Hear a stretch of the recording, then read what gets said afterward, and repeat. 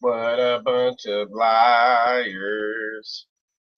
So, this topic, Satanists, they're a bunch of liars. What they do is they'll do stuff like they'll indicate that they understand full well the Bible and what it says. They'll deny it, and then they'll also admit that what they believe in came after the creator of everything. So away from goodness, and it goes into everybody else's perpetuities to be deceitful.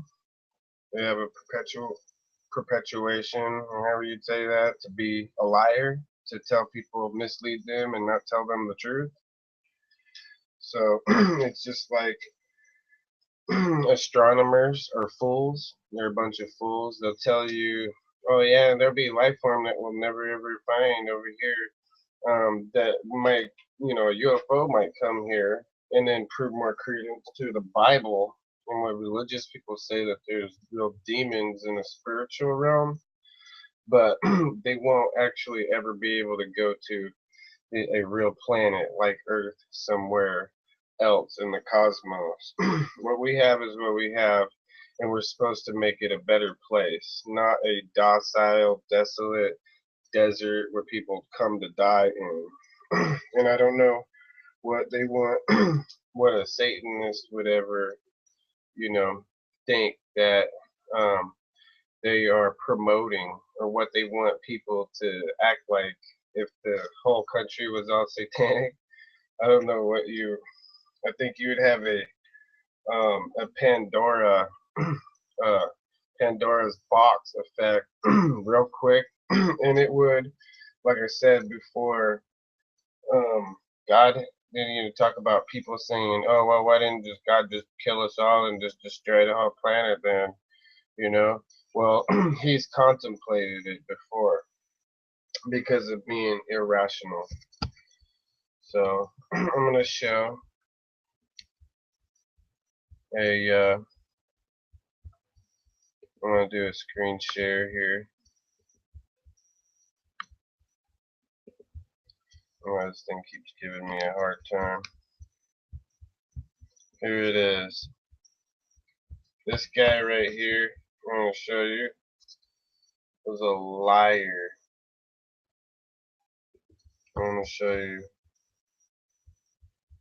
this liar right here. Looks like a Satanist. Richard Dawkins is a now professed liar. This guy right here, talk about selfish people, people needing punched in the nose, Geraldo. How about this guy right here, Clinton Richard Dawkins?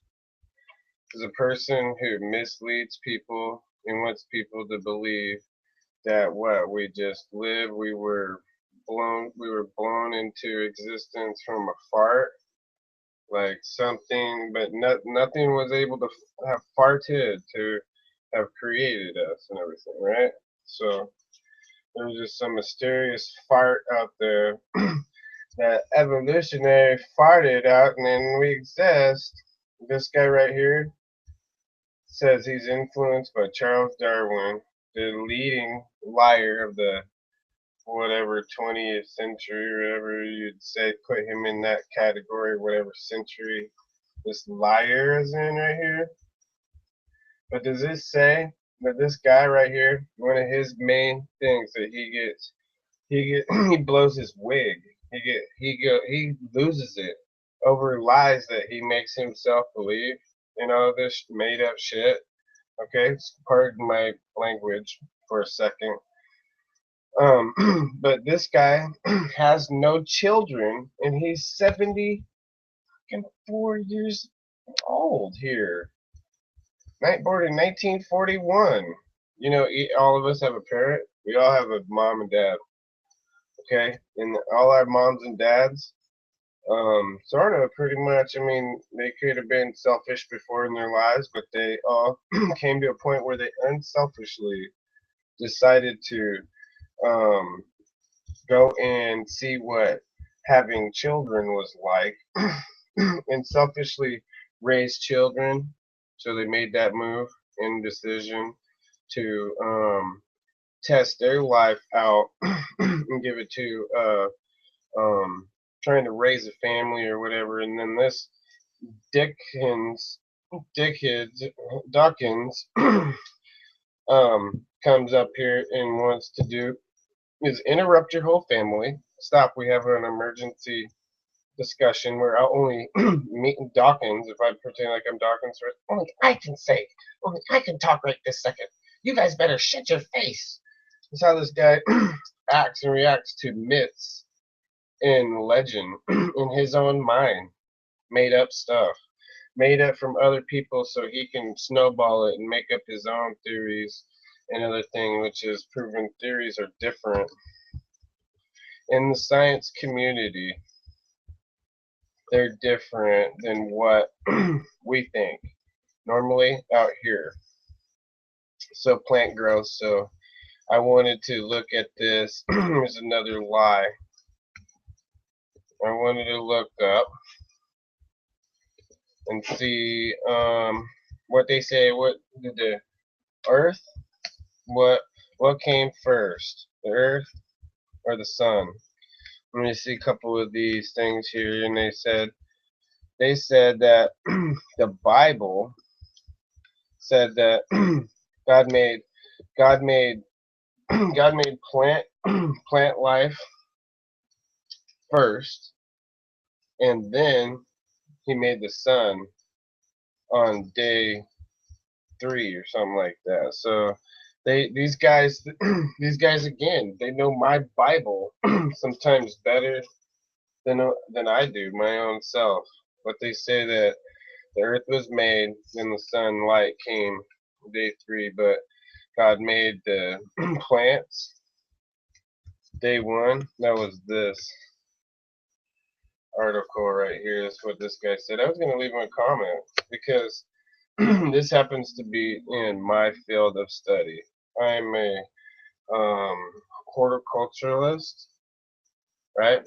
And I've studied and practiced with plant life for about probably 25 years, maybe.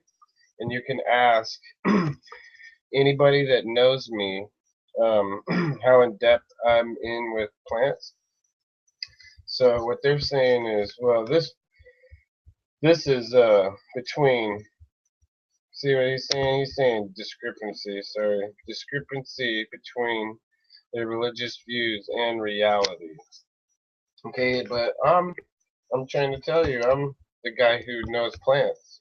I'm the gardener, the farmer guy. So all I can tell you is that if the plants came first, they were being prepared for the sunlight, because it's another search that I did was plants in the dark. How do plants grow in the dark was a specific search, because I grew plants in the dark. There's certain plants that thrive in the sunlight, and what it said was they prepare for the sun in the dark. So they would have been in a position to have been positioned and ready for the sun to come. If you would have started with the sun first, the logical answer to that, to somebody who works with plants, would be different than other people that's not necessarily their field of study. Then you need to become more familiar with plant life and do a garden. If you don't know that being in the dark for plants helps them thrive and vegetate. They vegetate to a full growth in the dark. I'll just let you know that I know that. Now you know that. Okay, people want to live a certain life, so they're going to deny a lot of things that are straight out cut and dry, and you really need the right person to put those all in the perspective, like the preacher man who came back from the future here on YouTube. That video is probably the best video I've seen so far. Somebody coming to the future and telling everybody off about how their sins, and about their virtues or whatnot. because he really made people really like think about what they were doing. It was really good. The preacher that goes into the time machine, they send him in the future. Look, try to look that up. You can see that it's a really good, interesting video, and I am very impressed with the guy's performance. Who did a really good job. Um, don't look for trouble when trouble finds us enough. I'm only doing this right here. I'm not necessarily looking for trouble. I'm just pointing out my opinion and how I feel right now at this point, and how angry these guys have made me and everybody else. So, and it's just a way that I can pretty much therapeutically talk about it and get some people to either agree with me or not. So I really want people who are listening to this to research and do your own uh, study, take your own time to research where do thoughts come from? How do people get thoughts? How do you necessarily develop a thought? You know, now anything else about it, you can go from there to other categories like what does a thought make me do, or this or that about a thought. But first thing I just want people to research and do a study on. Shh, shh, be quiet. Be quiet. Those dogs are just playing up there, okay? is where do your thoughts come from? Where do they develop from? So we went over um, uh, what came first, the sun or earth, right? We covered all these other topics that I asked about. I'm going to go right now because this is really me trying to say that, in my opinion, I think I debunked again a lot of like evolutionary thoughts and other people's whack thinking. Who don't or think they think outside the box, but they're really not. They're thinking in a closed box. So I debunked irrational thinking once again for my own good, hopefully for their good too.